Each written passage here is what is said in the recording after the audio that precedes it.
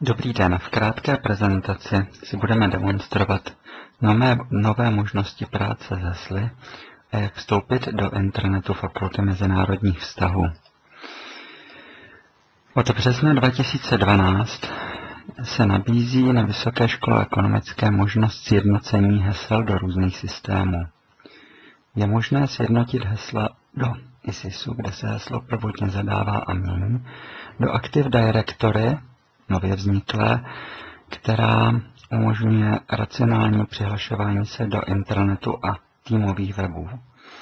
Za třetí do počítačové sítě, tedy do novelu, a za čtvrté do vícedruhových záznamů na serveru multimedia.cz. Nutno zdůraznit, že nadále zůstává izolované přihlašování do Lotus Notes, klienta, kterého používáme ve škole. Další heslo je pak pro webové rozhraní Lotus Notes známé pod adresou kotelna.cz. Izolované přihlašování zůstává také pro administraci či doplňování, editování příspěvků webu WordPressu, jako jsou fakultní web či katedrální weby. Jak tedy zařídit, abychom mohli používat jednotné heslo pro 4 uvedené systémy? Sjednocení probíhá na úrovni ISISu a my si je předvedeme v reálné ukázce.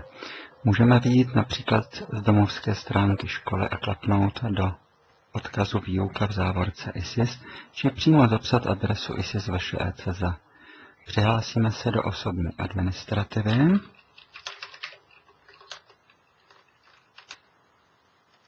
Stávajícím heslem a v poslední sekci, nazvané nastavení informačního systému, klepneme do tučného odkazu změna hesla. Zde zadáme stávající heslo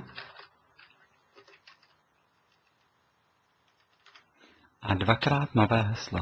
Nové heslo může být stejné jako stávající, pokud jej nechceme měnit, a naším důvodem je pouze sjednocení hesel.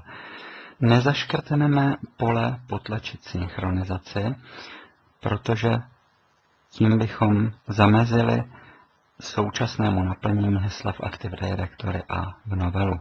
Klepneme do tlačítka změnit a heslo je propsané.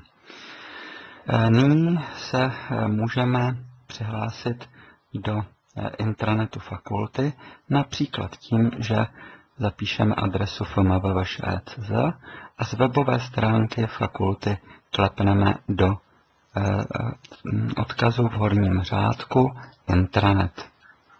Pokud bychom nebyli přihlášení, tak se objeví dialogové okno, v němž klepneme do použít jiný účet a zde, pozor, musíme zadat před naším uživatelským jménem písmena AD, malá či velká, jako Active Directory, pak obrácené lomítko. Pokud si nevíme rady, kde je obrácené lomítko, můžeme stisknout levý alt a z numerické klávesnice 92. Napíšeme své uživatelské jméno a heslo, které již máme společné pro ISIS, přihlašování do počítačové sítě i intranet. A můžeme používat intranet. Přihlašování chviličku trvá, pokud jsme se zmýlili, ještě jednou opakujeme.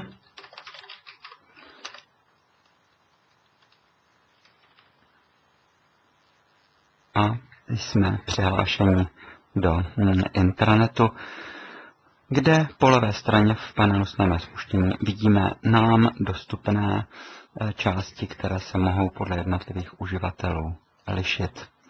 Takže to bylo sjednocení hesla, které provedeme jednorázově. Heslo neexpiruje v žádném systému, znamená, že nám může platit trvale. Zhrňme si výhody, které přináší nový způsob. Není nutné pamatovat si 3 hesla. Není nutné zavádět uživatele pro weby SharePointu, tedy například pro Internet fakulty či další týmové weby. Přebírají se automaticky z ISISu. Nově je možná účast studentů na týmových webech, například při řešení projektu interní grantové agentury. Nově je také možná definice skupin pro týmové weby, zajistí systémový integrátor fakulty v tzv. CPS skupinách VISISu.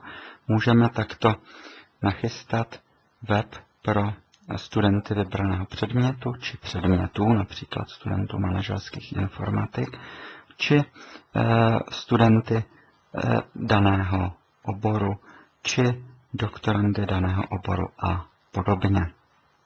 Věřím, že tato nová možnost dále zatraktivní využívání fakultního internetu a stále rozšiřující se týmových webů.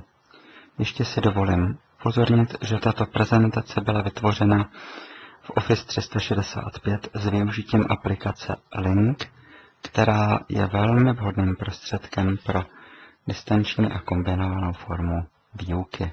Děkuji za pozornost.